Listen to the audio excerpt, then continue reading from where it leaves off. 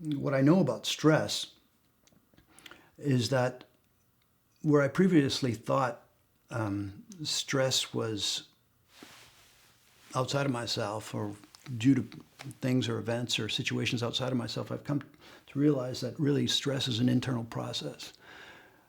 I understand how stress works. I understand how we create stress. And I think more importantly, I understand how to eliminate stress. Because if we keep on focusing, I don't know if anybody's ever tried to change somebody in their lives, change somebody else, a partner, a parent, a child, or whatever. It doesn't work. We know it doesn't work. And yet we keep trying to change other people outside of ourselves. And really the only thing we have power over is changing something within ourselves. It's kind of a tough pill to swallow sometimes, that we have to go inside, but it's the truth. Because the bottom line is, as much as I'm trying to change somebody else outside of me, whether it's my mate or whatever, they're also doing the same thing. They want to change something within me too, because I'm probably the source of their stresses. That's what they believe. It's really us. It's really us. And once we can really get that, we can regain that sort of sense of power over ourselves, and we're going to stop fighting against everybody, stop fighting against the world, stop fighting against situations, and just go inside and see what it is that's stressing us. And the real source of our stress comes from us. It doesn't come from outside. I know, and it looks like it comes from the outside. It really appears that way. And we can get caught into that game where we think it's them, but it's really us.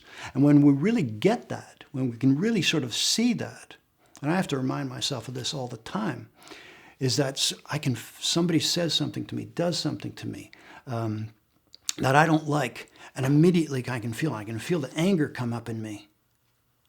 Well, whose anger is it? It's mine. It's mine. I'm doing it to me right now.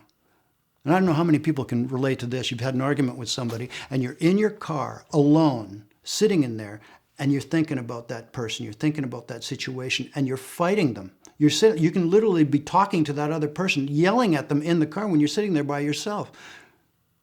You kind of stop. Well, who's doing it to you? It's you. You're doing it to yourself and reliving that same memory, that same situation over and over and over again. I remember I did this workshop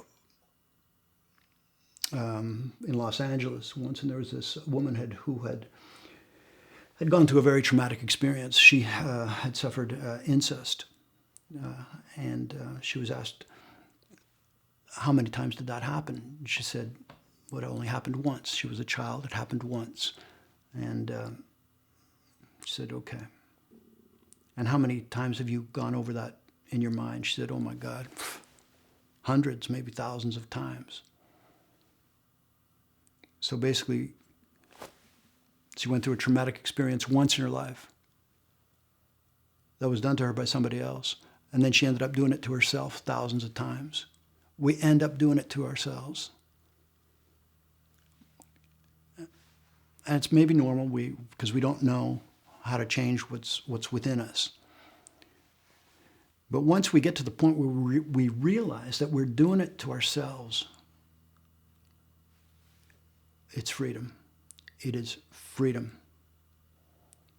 It's the only place we can have control over ourselves is when we go inside.